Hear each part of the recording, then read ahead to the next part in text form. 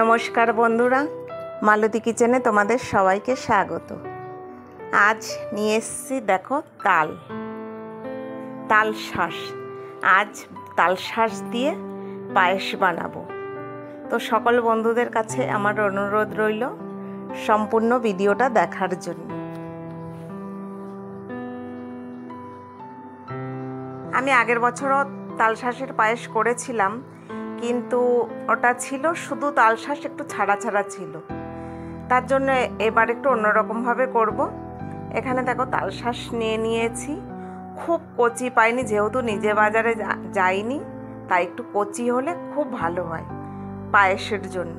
তাছাড়া পায়েস কেন, আমি তাল শাঁসের দম, তাল শাঁসের চাটনি, অনেক রেসিপি দিয়েছি তাল শাঁসের। তোমরা চাইলে আমার চ্যানেলটাকে সাবস্ক্রাইব করো, তাহলে দেখতে পারবে আমার ভিডিওগুলো। তো প্রথমে দেখো তাল শাঁসের এই যে ওপরের অংশটা, এটা খেলে কিন্তু পেট ব্যথা করে। এটা আস্তে করে বটি হোক ছুরি হোক, সব থেকে ভালো হয় হাতে করে নখের সাহায্যে এটাকে তুলে ফেললে ভালো হয়। আর এটা দিয়ে না খুব স্লিপ করছে, আর তাল শাঁসগুলো ভীষণ স্লিপ করে। আর তোমরা যদি খাও বা বাচ্চারা খায়, তাদের একটু নজরে রাখতে হবে, কারণ এই তাল শাঁসের শাঁস খেতে গিয়ে একজনের গলা আটকে গিয়ে সে কিন্তু একদম মৃত্যুর মুখে চলে যায়।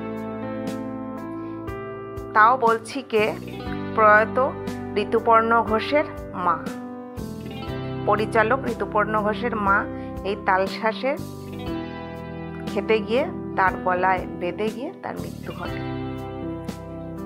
যাই হোক, দেখো এইভাবে ঠিক ছাড়িয়ে নিতে হবে। তাকে অনেক কষ্টে পরিষ্কার করে নিয়েছি, মনে হচ্ছে না লিচু না ডায়মন্ড, কি বোঝা যাচ্ছে না। তো এবার কেটে নিতে হবে এটাকে, বেশ যত ছোট করা যায় ততই ভালো হবে। এত বড় বড় ভালো লাগবে না, একটু ছোট ছোট করে কেটে নিতে হবে।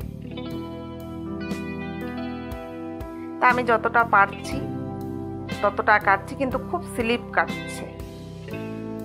এই কাটতে গেলে একটু সাবধানে কাটতে হবে।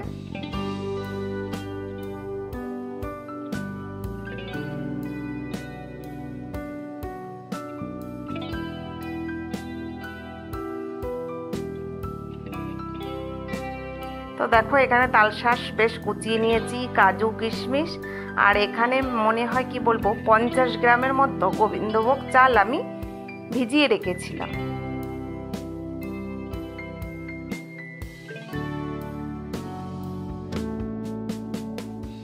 এখানে দেখো 1 কিলো দুধ নিয়েছি।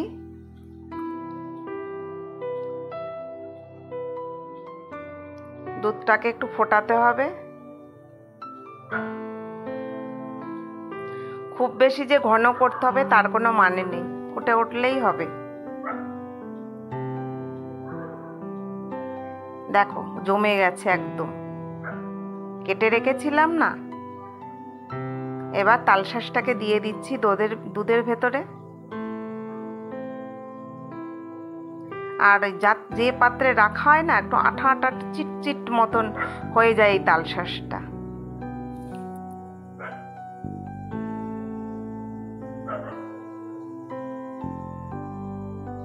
দেখো আগের বার করেছিলাম ঠিক এইভাবে, কিন্তু একটু ছাড়া ছাড়া হয়েছিল, সেই কারণে আমি একটু চাল বেটে দেব। আর এখানে দেখো পরিমাণ মতো আমি চিনি দিয়ে দিলাম।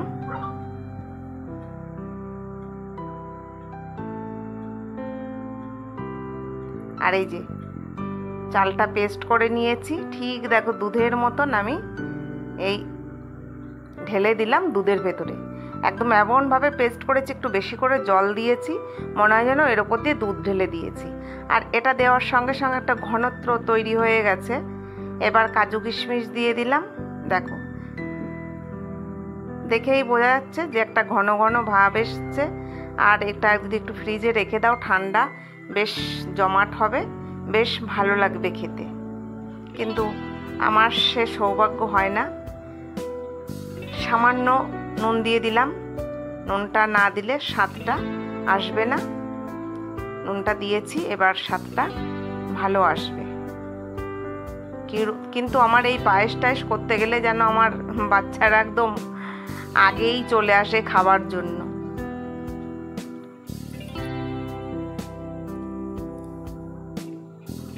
দেখো, তোমরা চাইলেও কিন্তু বানাতে পারো, বাজারে কিন্তু খুব পাওয়া যাচ্ছে।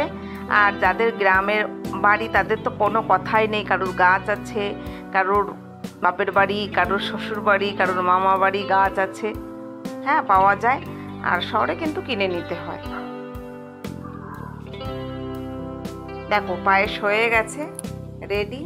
তো চাইলে এখনই বানিয়ে নাও। আর এটা কিন্তু ভীষণ ভালো খেতে। তোমরা কেউ কখনো যারা গ্রামে থাকে তারা জানে এই তালের কিন্তু রস দিয়ে তাড়ি হয়, একটু রেখে দিলে টক হয়ে যাবে সেটা, মানে যেটাকে তালের রস আমরা বলে থাকি, তালের রস একটু রেখে দিলে তাড়ি হয়ে যায়, মানে একদম কি বলবো মদের দিকে যায় যেটা বলে সেইটা।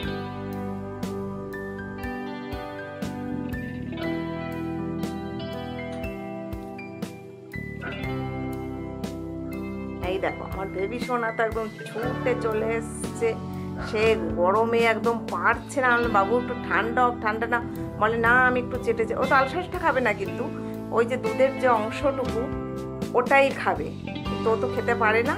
ওটা খাওয়ার জন্য ছুটে চলে এসছে একদম। ভিডিওটা ভালো লাগলে লাইক, কমেন্ট, শেয়ার, সাবস্ক্রাইব করে দিও। ফেসবুক পেজটাকে ফলো করে দিও।